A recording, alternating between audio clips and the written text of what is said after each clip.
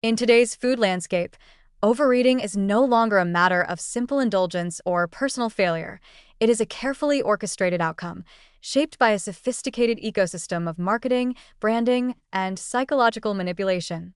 From the colors on a cereal box to the placement of candy at checkout lines, modern food culture is designed to bypass our natural regulatory systems and nudge us into consuming more than we need, more often than we realize. At the heart of this system lies the deliberate engineering of temptation, where the goal is not nutrition, but profit. Food marketing today is not just about informing consumers, it's about influencing their behavior, often subconsciously. Companies use behavioral science, neuroscience, and data analytics to understand how people make decisions around food. Then, they build powerful campaigns, product designs, and emotional narratives that exploit these psychological triggers. The result is a culture where overconsumption becomes the default, not the exception. One of the most effective tools of modern food marketing is emotional association.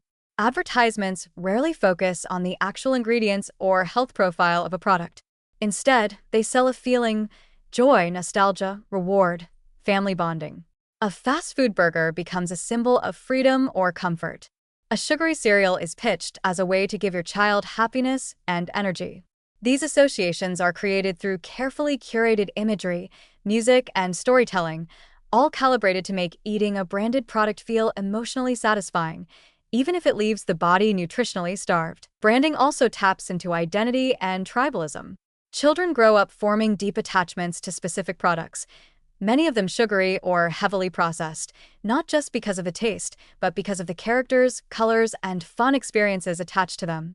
Adults, too, are pulled into brand loyalty through lifestyle imagery, convenience messaging, and promises of indulgence or self-care. The brand becomes more than the food. It becomes part of how consumers see themselves. And that relationship is fiercely protected by companies. Packaging design plays a major role in manipulation as well. Studies have shown that people eat more when food is packaged in visually appealing, colorful containers, or when portions are presented in larger formats.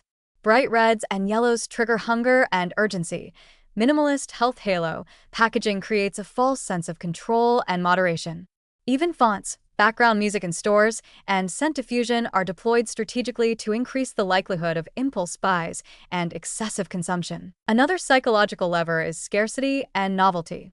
Limited time offers, seasonal flavors, and new and improved packaging all create a sense of urgency and curiosity that drives unnecessary purchases.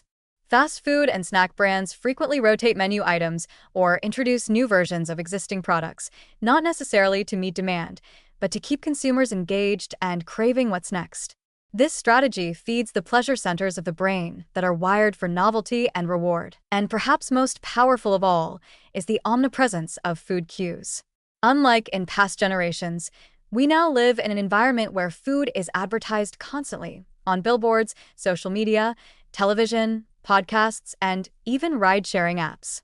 The line between food as sustenance and food as entertainment has all but disappeared.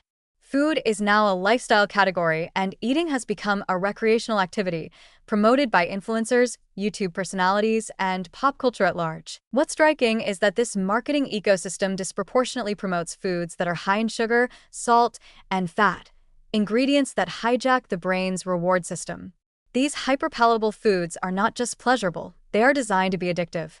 They trigger dopamine release in ways that reinforce repeat behavior, much like other forms of compulsive consumption. Marketing serves as the constant external stimulus that keeps these reward loops activated. And while food marketing claims to offer choice, it often undermines true autonomy. Children are especially vulnerable, lacking the cognitive maturity to understand persuasive intent. But even adults are not immune. The sheer repetition of exposure, combined with emotional and visual conditioning, can subtly shape food preferences and normalize overeating without people even noticing. Over time, this reprograms expectations of what a normal portion looks like, how often one should eat, and what treating yourself means. Yet there are positive shifts emerging. Awareness of manipulative food marketing is growing, thanks in part to public health campaigns and documentaries. Some governments have begun to restrict junk food ads aimed at children or require clearer front-of-pack labeling to counteract misleading health claims. Social movements are pushing back against deceptive wellness branding and calling for accountability from the food industry.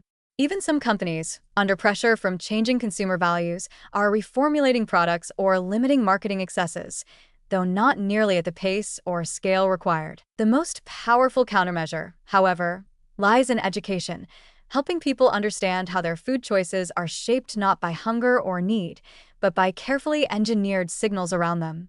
Once consumers see the machinery behind the craving, the focus-grouped commercials, the flavor enhancers, the limited time offers, it becomes easier to resist. Knowledge disrupts the spell. In reimagining our relationship with food, we must acknowledge that overeating is not merely a personal failing, it is often a learned response to a carefully manipulated environment.